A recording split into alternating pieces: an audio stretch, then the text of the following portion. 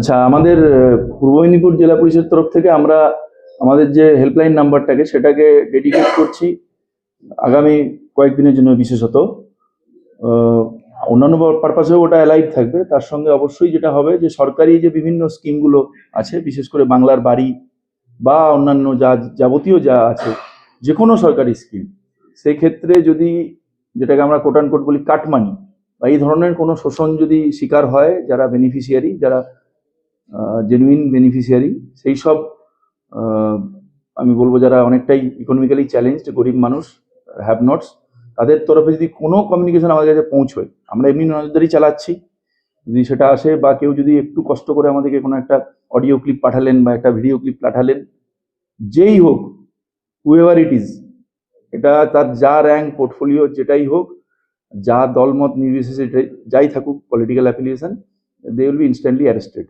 আমরা দরকার হলে সুমোটো কেস করে অ্যারেস্ট করে দেবো।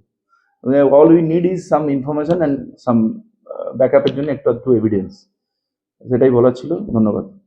আমাদের ডাউন দ্য লাইন সমস্ত এসডিপিওস এবং ওসিআইসি সবাই এইভাবেই ব্রিফড আছে।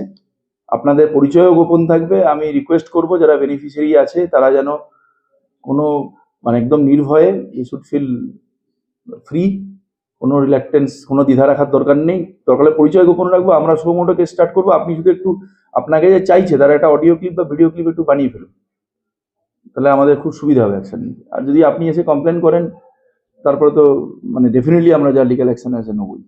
ধন্যবাদ।